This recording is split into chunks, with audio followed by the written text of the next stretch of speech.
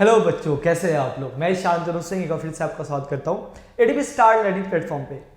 जब से मैंने पढ़ाना स्टार्ट किया है, एक बच्चों का हमेशा कोई रहता है कि सर आप किस आईआईटी से हो, आपका आईआईटी में मार्क्स कितना था, या एनआईटी में आप जेईई मेंस में आपका मार्क्स कितना था, आप मतलब आपकी स्टोरी क्या है, बेसिकली आपकी स्टोरी क्या है, आपने किस तरीके से पढ़ाई की थी, आपका फिजिक्स ऐसा स्ट्रॉन्ग कैसे, मतलब बहुत सारा क्वेरी।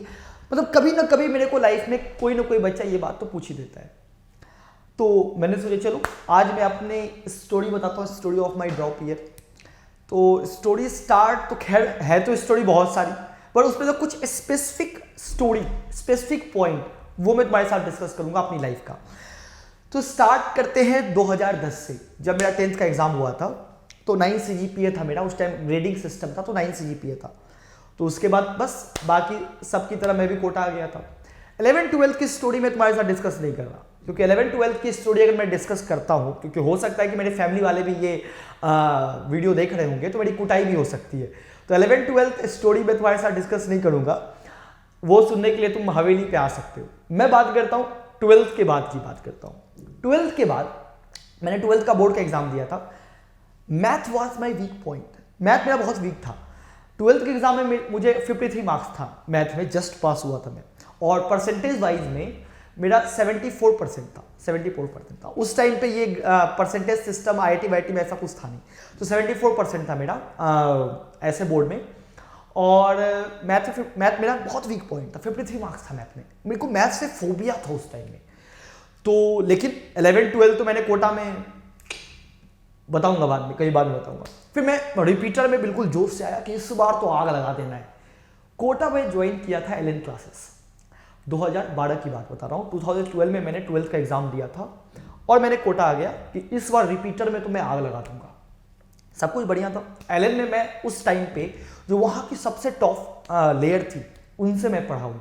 मतलब वो जो जो अब पढ़ाते भी नहीं है, यूँ समझ लो तुम कि वो तो अब पढ़ाते ही नहीं है, ऐसे टीचर से मैं पढ़ चुका हूँ।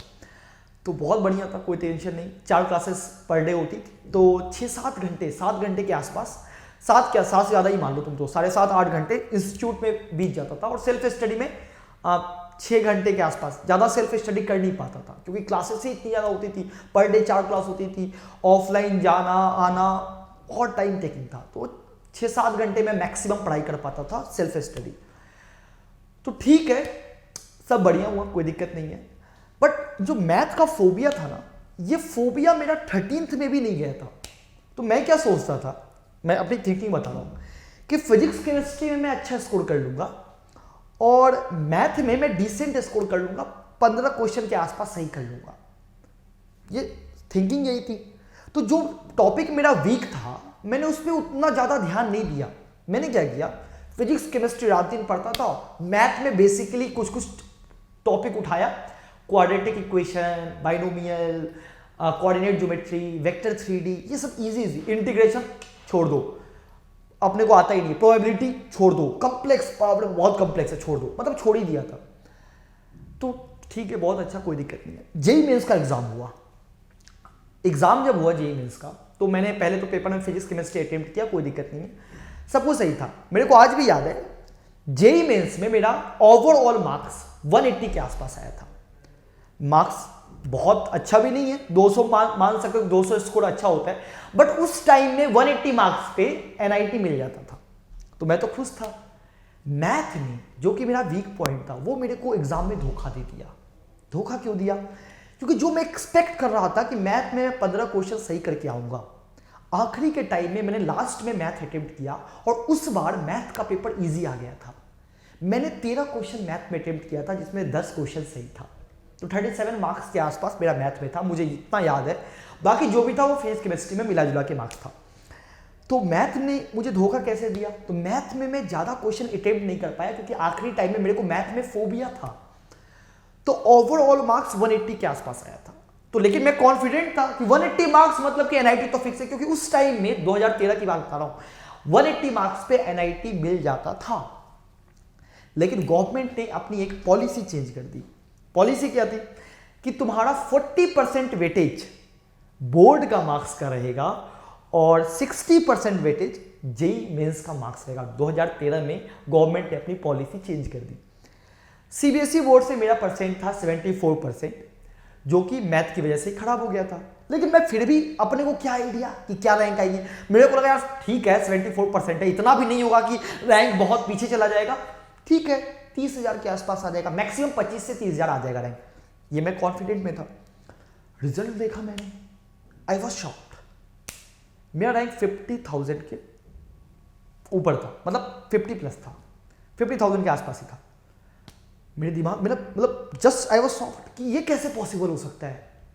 तब पता मुझे क्या चला, मेरे एक पड़ोसी में भी एक बंदा था, उसका 150 मार्क्स था और 93% था सीबीएसई बोर्ड में।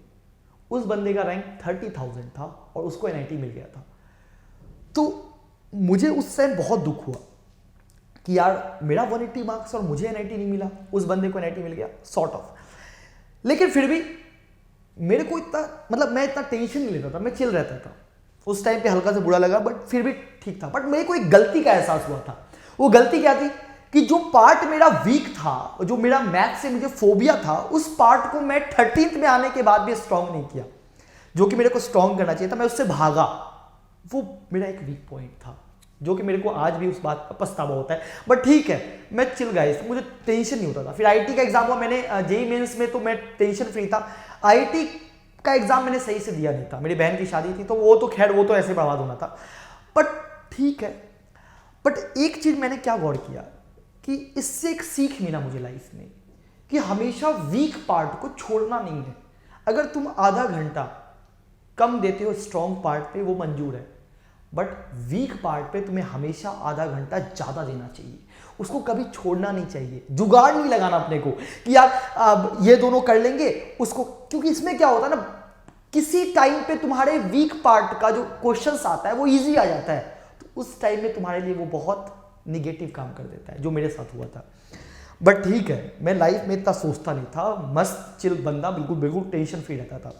फिर कॉलेज में गया, तो कॉलेज में जाने के बाद मैंने एक ड्रीम देखा। ड्रीम क्या था, जब मैं टीचर को देखता था कोटा में, तो मेरा एक ड्रीम होता था, मतलब सच बता रहा हूँ, जब मैं टीचर, तो टीचर की लाइफ, इतना पैसा मिलता है और वो मतलब माहौल, तो मेरे को मन में क्या था कि यार मैं कुछ भी कर लूँ, चाहे मैं आईआईटी करूँ या ना करूँ, मैं तो टीचर बनूंगा। और उस टाइम में सबसे बेस्ट इंस्टीट्यूट कोटा में बंसल क्लासेस को माना जाता था। तो मेरे दिमाग में यह था कि यार मैं तो बंसल का फैकल्टी बनूंगा। जस्ट एज अ ड्रीम मैंने एक बात सोचा, दिमाग में मेरे एक ड्रीम आया। धीरे धीरे 11, 12, 13 मैं अपने दोस्तों को पढ़ाता था, तो मेरे को लगता था कि यार मेरे अंदर वो मतलब मजा आता है पढ़ाने में, वो स्किल है कि मैं पढ़ा सकता हूँ। That was just a dream. College में गया, अब बहुत बच्चों का होता है कि सर कॉलेज आपको क्या मिला, मुझे एनआईटी नहीं मिला था। फिर मैंने डब्ल्यूबीजीई का एग्जाम दिया था। डब्ल्यूबीजीई का एग्जाम देने के बाद मैं आया था heritage institute of technology Kota. वो वहां का प्राइवेट कॉलेज बोल सकते हो, या तुम बोल सकते हो ऐसा प्राइवेट कॉलेज जिसकी फीस बहुत कम थी, बहुत कम फीस थी। बाकी प्राइवेट कॉलेज की कंपैरिजन में इसकी फीस बहुत कम थी और इससे प्लेसमेंट हो जाता था। सबसे इंपॉर्टेंट बात, ये कॉलेज प्लेसमेंट दे देता था और इसकी फीस कम थी, मतलब सॉर्ट ऑफ सेमी गवर्नमेंट तुम बोल सकते हो। अच्छा कॉलेज था, that was the best part of my life. 4 साल मैंने शायद एक प्राइवेट कॉलेज में ये स्पेंड किया हो, बट मुझे कभी इस बात का पछतावा नहीं हुआ कि मैं आईआईटी या एनआईटी में नहीं हूँ, क्योंकि ये कॉलेज अच्छा था, ठीक ठाक था।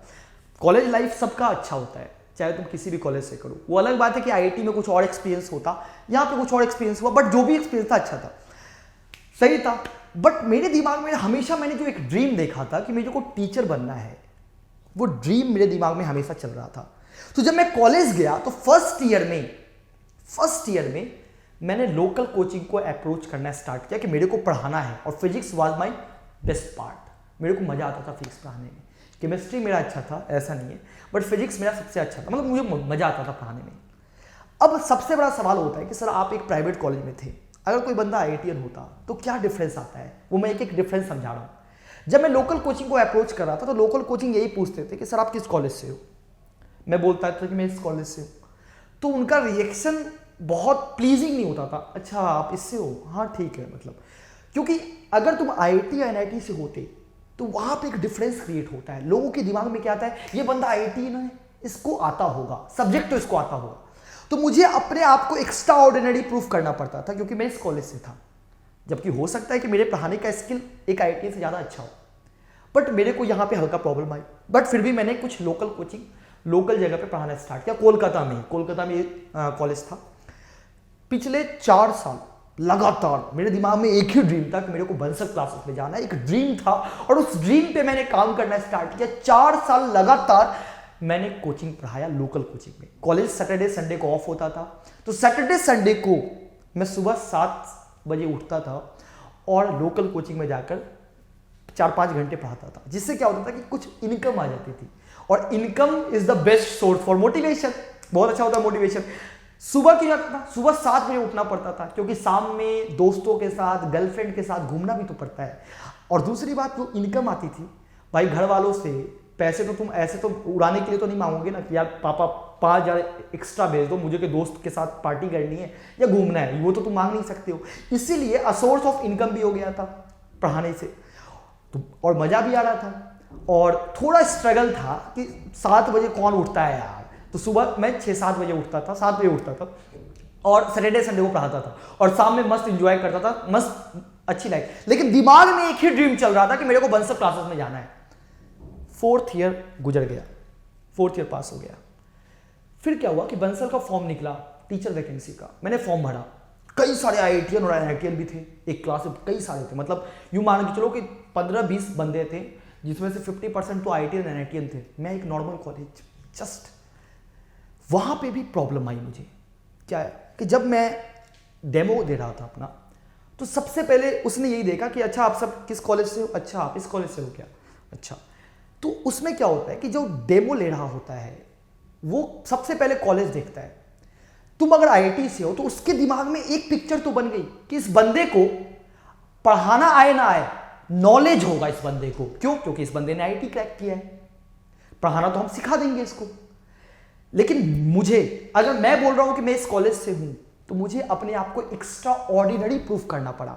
मुझे टेस्ट में आईआईटीएन वाले बंदे से 5 नंबर एक्स्ट्रा लाना पड़ा, मुझे डेमो में अच्छा परफॉर्म करना पड़ा, यानी कि मुझे अपने आप को एक्स्ट्रा ऑर्डिनरी परफॉर्म करना पड़ा उस जॉब के लिए। यहां पे एक डिफरेंस आया।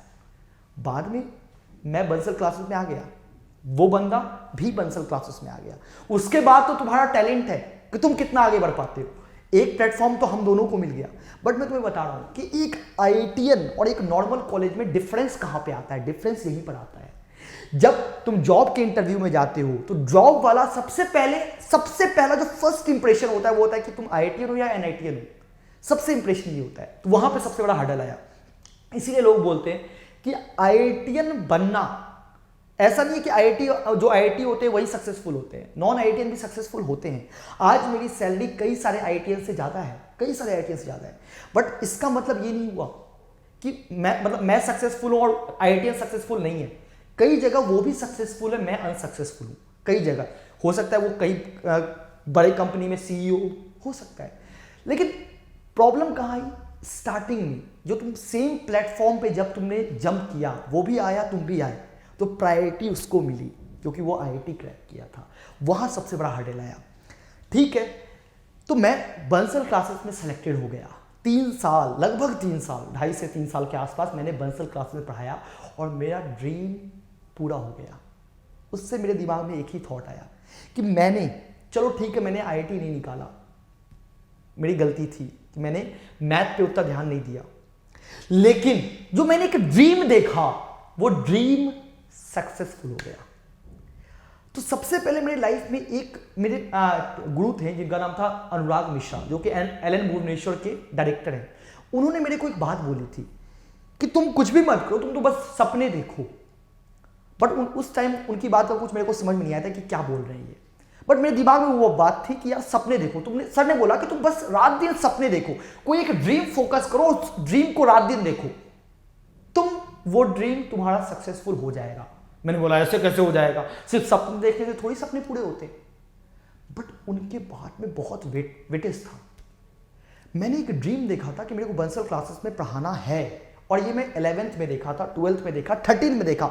कॉलेज में गया तो उस ड्रीम को पूरा करने के लिए मैंने लोकल कोचिंग में पढ़ाया और लोकल कोचिंग से फाइनली बंसल क्लासेस में लैंड किया। तो मेरा जो ड्रीम देखा वो सक्सेसफुल हो गया। यानी कि ये बात 100% बिल्कुल सही है कि जो तुम ड्रीम देखते हो, अगर तुम्हारा ड्रीम सच में स्ट्रांग है तो वो सक्सेसफुल होगा ही होगा। नहीं का तो सवाल ही पैदा नहीं होता। उसके बाद, क्योंकि जानते हो तुम एक कोटेशन देखोगे, बुद्धा का एक कोटेशन है, the mind is everything what you think you become. तुम्हारा माइंड सब कुछ है, जो तुम सोचोगे वो तुम बन जाओगे, इस बात की गारंटी है। बट तुम्हारा सोच उस गोल पे बिल्कुल फोकस्ड होना चाहिए। अगर तुम्हें ये लैंग्वेज समझ में नहीं आ रही है तो यार ये तो पता ही होगा ना, ये तो पता ही होगा, ये तो सबको ही पता होगा। अगर किसी चीज को बिल्कुल शिद्दत से चाहो तो पूरी कायनात उसको तुमसे मिलाने में जुट जाती है। और ये बिल्कुल सही बात है, बिल्कुल सही बात है, एकदम सही कोटेशन है। यानी कि सबसे इंपॉर्टेंट बात क्या है कि मुझे पता है कि कई सारे बच्चों का यहाँ पे IIT NIT में जाने का सपना होगा, बट प्रॉब्लम क्या होता है कि 90% बच्चे असफल होते हैं और 10% ही सफल होते हैं। पता है क्यों? क्योंकि तुम्हारा ड्रीम बहुत वीक है। अगर तुम्हारा ड्रीम सच में स्ट्रांग हो, फोकस्ड हो कि मेरे को IIT में ही जाना है और कहीं नहीं जाना है, बाकी तुम्हारे दिमाग में कुछ भी नहीं चल रहा है, इसीलिए मैं बोलता हूं सोने से पहले उठने के बाद सिर्फ एक ही चीज दिखना चाहिए, मेरे को IIT दिखना चाहिए। अगर तुमने हमारे दिमाग में ये ड्रीम चल रहा है कि भाई मेरे को सोचो कि IIT में जाके मैं क्या करूंगा, वो लाइफ कैसी होगी, क्योंकि एक बार तुमने ये सोच लिया मतलब तुमने अपनी लाइफ का पहला स्टेप ले लिया, पहला स्टेप ले लिया। उसके बाद तुम छोड़ दो, तुम खुद देखना, तुम खुद पढ़ोगे। अगर तुम उसके बारे में रात दिन सोचोगे तो तुम खुद पढ़ोगे, क्योंकि तुम्हें पता होगा कि वो ड्रीम तभी होगा जब मैं पढ़ाई करूंगा, वरना वो ड्रीम का ड्रीम ही रह जाएगा। 90% बच्चे क्या करते हैं, सोचते तो हैं बट बहुत ज्यादा नहीं सोचते, उनके दिमाग में 10 तरह की बातें चल रही होती है, तो उनका ड्रीम फिर ड्रीम क्या रहा। ड्रीम तो होता है एक ही चीज, यही करना है, बाकी कुछ भी नहीं करना है। लाइफ में सक्सेसफुल होने के लिए तुम्हारे पास 3 चांसेस होता है, हमेशा 3 चांसेस होगा। बिफोर ग्रेजुएशन यानी कि 11, 12, 13, ड्यूरिंग ग्रेजुएशन कॉलेज टाइम पे, और आफ्टर ग्रेजुएशन। ये सबसे इजीएस्ट वे होता है सक्सेस पाने के लिए, सबसे इजीएस्ट, क्योंकि इस टाइम में लाइफ में कुछ भी नहीं होता, थोड़े बहुत दोस्त होते हैं, बस लाइफ मस्त कट रही होती है। इस टाइम पे गार्जियन पूरा सपोर्ट करते हैं, बेटा पढ़ो, बेटा पढ़ो। बहुत बच्चे बोलते हैं कि सर मेरे पेरेंट्स सपोर्ट नहीं करते। झूठ बोल रहे हो तुम। पेरेंट्स सपोर्ट क्या करेंगे, तुम इंडिपेंडेंट हो, तुम पढ़ाई कर सकते हो, वो तो सिर्फ खाने पीने का तुम्हारा खर्चा निकालेंगे। इसलिए ये कभी मत बोलना कि सर मेरे बहुत बच्चे का वो आता है, मैसेज आता है कि सर मेरे पेरेंट्स सपोर्ट क्या होता है। आज के टाइम में तुम बैठे बैठे घर पे भी निकाल सकते हो, जज्बा होना चाहिए तुम्हारे पास, बट वो जज्बा ही नहीं है। तुम्हें बस कंप्लेनिंग की आदत होती है कि सर मेरे गांव में लाइट नहीं आता, कुछ भी नहीं है, वो टाइम गया। सर मेरे पेरेंट्स सपोर्ट क्या होता है, क्या 10 लाख की बाइक दे दे क्या तेरे को सक्सेस करने के लिए, कुछ भी नहीं होता। सक्सेसफुल होने के लिए तुम्हारे अंदर से निकलना चाहिए और किसी के सपोर्ट की जरूरत नहीं पड़ती। पेरेंट्स से तुम्हारे खाने पीने में सपोर्ट कर सकते हैं, सेल्फ मोटिवेशन होना चाहिए। और आज के टाइम में जहां इंटरनेट की दुनिया है, कोई बंदा कोई भी ड्रीम अचीव कर सकता है, बट डिपेंड करता है कि उसका ड्रीम कितना स्ट्रॉन्ग है। 3 स्टेज होता है। ग्रेजुएशन में सक्सेसफुल होना बहुत मुश्किल होता है, घर वालों का प्रेशर होता है। अगर तुम सोचते हो कि तुम्हारा IIT नहीं होता है, तुम प्राइवेट कॉलेज में होगे, प्लेसमेंट नहीं होगा तुम्हारा। मेरा तो कॉलेज में फिर भी प्लेसमेंट हो गया था 25,000 पर मंथ के हिसाब से, मेरा प्लेसमेंट हो गया था 25,000 पर महीने के हिसाब से, बट मैं नहीं गया क्योंकि ग्रेजुएशन मैंने बहुत मेहनत की है। हर सैटरडे संडे को मैं सुबह 7 बजे उठ के कोचिंग पढ़ाने गया हूं, लोकल कोचिंग में। तो ये मेहनत इस मेहनत से कई गुना ज्यादा थी। यहां पे तो बहुत मस्त लाइफ थी, कोटा में पेरेंट्स पैसे भेज देते थे। ये टाइम था जब मैं अच्छा कर सकता था, मैथ को स्ट्रॉन्ग कर सकता था। और कई बच्चों के लिए यही टाइम गोल्डन टाइम होता है जो तुम्हारे लिए है, तुम कर सकते हो। बट अगर तुम यहां अनसक्सेसफुल रहते हो तो फिर हर्डल बढ़ जाता है, प्रेशर बढ़ जाता है। यहां पे तुम्हें यहां से ट्रिपल चौपल मेहनत करना पड़ सकता है। और आफ्टर ग्रेजुएशन फिर तो भाई साहब घर वालों का प्रेशर, शादी का प्रेशर, ये प्रेशर, उस प्रेशर में सक्सेसफुल होना बहुत मुश्किल होता है। तुमने यूपीएससी निकालते हुए बंदों को देखा होगा, IIT करने के बाद, बीटेक करने के बाद कई सारे प्राइवेट कॉलेज के कई सारे बच्चे यूपीएससी में लग जाते हैं। और तुम सुनोगे 3 साल हो गया, 4 साल हो गया। तुम उनसे कभी बात करना, जब उनसे नहीं निकलता एग्जाम तो उनका तुम बात करके देखना, तुम देखना कि कैसे प्रेशराइज फील करते हैं वो। यार मैं इस बार प्रीलिम्स निकल गया, इस बार मेंस, कितना प्रेशर होता है उनके दिमाग में। और वो इसका कई गुना ज्यादा यहां उनको मेहनत करना पड़ता है। इसीलिए सक्सेसफुल होने का बेस्ट स्टेज होता है बिफोर ग्रेजुएशन, 11 12 13, जो कि तुम जिस स्टेज में तुम लोग हो, क्योंकि इतना अच्छा माहौल, इतना अच्छा माहौल, सब कुछ बढ़िया है, बस तुम्हें पढ़ाई करनी है। आईआईटी में चले जाओगे तो कम से कम इतना तो होगा कि कहीं भी खड़े होगे तो वो बंदे के दिमाग में एक आ जाएगा कि ये आईआईटीएन है, ये ऐसे नहीं आया है, इसने मेहनत किया है फिर आया है ये। वो जो पहला इंप्रेशन होता है वो बहुत इंपॉर्टेंस रखता है। बताया था मैंने तुम्हें बंसल क्लासेस की स्टोरी, ये इंप्रेशन बहुत इंपॉर्टेंस रखता है। यानी कि करना क्या है तुम्हें, बात ये है कि तुम्हें करना क्या है यार। सबसे इंपॉर्टेंट होता है ड्रीम। तुम्हारा ड्रीम कितना स्ट्रांग है यही डिसाइड करता है कि तुम अपने गोल के कितने नजदीक पहुंच पाओगे, क्योंकि ड्रीम ही हमारा छोटा होता है, सोचते ही नहीं है। जो ड्रीम ही नहीं देख रहा है आईआईटी में जाने का, वो तो लाखों लोगों से ऐसे ही खत्म हो चुका है। जिनका ड्रीम ही नहीं है आईआईटी, मैं ड्रीम आईआईटी के बारे में कर ही नहीं रहा हूं तो घंटा मेरे को आईआईटी होगा। आईआईटी तभी होगा जब मेरा सपना हो आईआईटी में जाने का। तो dream is the first step. और ड्रीम मतलब वो नहीं कि हाँ ये भी देख रहे हैं, गर्लफ्रेंड भी बनाना ये भी देख रहे हैं, हाँ दोस्तों के साथ घूमना है, ये नहीं होता है। ड्रीम मतलब होता है सिंगल फोकस्ड कि मेरे को यही करना है और कुछ भी नहीं करना है, यही करना है और कुछ भी नहीं करना है, वो होता है ड्रीम, जो कि होता है स्टेप नंबर 1। अगर तुम्हारा ड्रीम सच में स्ट्रांग है, तुम्हें किसी की मोटिवेशन की जरूरत नहीं पड़ेगी, तुम हार्ड वर्क करोगे और फाइनली तुम सक्सेसफुल होगे। ये प्रूव्ड हुआ है, मेरे साथ हुआ है। मैंने एक ड्रीम देखा था बंसल क्लासेस में पढ़ाने का, और आज मैं ये दावा ठोक सकता हूं कि मैं 2.5 साल बंसल क्लासेस में पढ़ाया हूं और मैंने देखा है कि मेरा ड्रीम सक्सेसफुल हुआ है। वो ड्रीम मेरा इतना स्ट्रांग था कि मैं कॉलेज में जाकर पढ़ाया हूं, फाइनली उसके ऊपर वर्क किया क्योंकि मेरा ड्रीम था और मैंने काम किया और मैं सक्सेसफुल हुआ। तो इसीलिए तुम्हें ड्रीम सोचना है। अब कई बच्चे बोलेंगे सर ऐसा है, फिर तो मैं ड्रीम सोचता हूं कि यार अपनी तो आलिया भट्ट के साथ ही शादी हो। गधे, ऐसा कोई ड्रीम मत सोचना, मेरे को तो ये वैसे मैं सही बताऊं तो मेरा तो एक ड्रीम पूरा हो गया है। अब मैं नेक्स्ट ड्रीम की तरफ बढ़ रहा हूं। नेक्स्ट ड्रीम पता है मेरा क्या है, कि बैठे बैठे पैसे आने चाहिए। जस्ट अ ड्रीम, बट क्या पता, मैं सोच रहा हूं और बहुत रात दिन एक करके सोच रहा हूं। तुम 3-4 साल बाद मुझे देख सकते हो गोवा के किसी बीच पे अकेला बैठा हूँगा, कोई टेंशन नहीं, पैसे आ रहे, हो सकता है, माइट बी पॉसिबल। तो सबसे इंपॉर्टेंट बात क्या है, ड्रीम है। तुम्हें ड्रीम करना है कि तुम्हें सच में करना क्या है लाइफ में। और कई बच्चों का एक कंप्लेन होता है कि सर मेरा दिमाग वीक है, मेरे से हो नहीं पाता है, मेरे को समझ में, सब बहाने हैं। इसका नाम सुने हो, अरुणिमा सिन्हा, नाम सुने हो?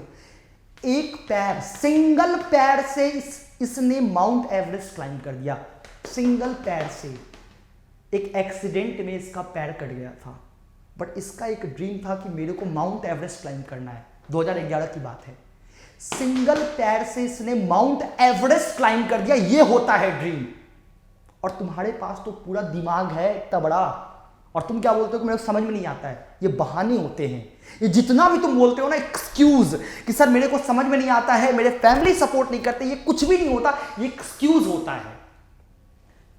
यहां पर कोई ऐसा बंदा नहीं होगा जो ऐसे पैदा लिया होगा कि सर मैं तो ऐसे पैदा लिया हूं, मेरा तो सर है ही नहीं। हर बंदे के पास ये होगा ही होगा, ये है ना। ऐसा तो नहीं है कि गायब ही है, यहां से होगा ना। अगर तुम्हारे पास ये है, ये स्ट्रक्चर है, काफी है, यूज करना आना चाहिए। ये लड़की सिंगल पैर से, और सिर्फ माउंट एवरेस्ट नहीं, कितने सारे पिक्स पे ये जा चुकी है, समझ लो, सिंगल पैर से। सोचो एक माउंटेन क्लाइंब करने में एक पैर से लोग कैसे करेगा। रॉड लगा हुआ है पैर में, इसका एक पैर में रॉड लगा हुआ है, ये देखो, ये पैर इसका एक गायब भी है यहां से। उसके बाद भी इसने माउंट एवरेस्ट क्लाइंब कर लिया। ये डिटर्मिनेशन होना चाहिए, मेरे को आईआईटी करने का वो जज्बा होना चाहिए, तभी कोई कर सकता है आईआईटी। कई सारी स्टोरी है मेरी लाइफ की, कई सारी स्टोरी है, बट मैं एक स्टोरी तुम्हें ये बताया, इसीलिए बताया क्योंकि सच में अगर तुम ड्रीम देखते हो, तुम फोकस्ड रहते हो, कोई नहीं रोक सकता आईआईटी करने से। बट ड्रीम तुम्हारा सिर्फ आईआईटी होना चाहिए और कुछ भी नहीं होना चाहिए।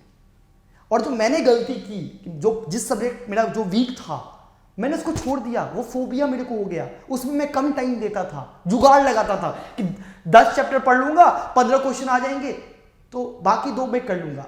वो जुगाड़ कभी कभी हो जाता है, लेकिन कई बार ऐसा भी हो सकता है कि वही चैप्टर से आसान सवाल आ जाए, उसी सब्जेक्ट से आसान क्वेश्चन आ जाए, उस टाइम फंस सकते हो।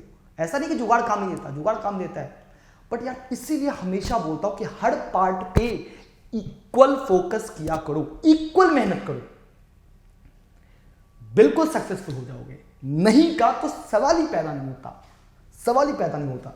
Everything start with your mind, your mind is everything, what you think you become. और एक एपीजे अब्दुल कलाम का भी कोट मुझे बहुत पसंद आता है, वो कुछ इस तरह का है, dream is not that you see when you are in sleep, dream is what which not let you sleep। मेरा इंग्लिश थोड़ा इधर उधर हो गया होगा।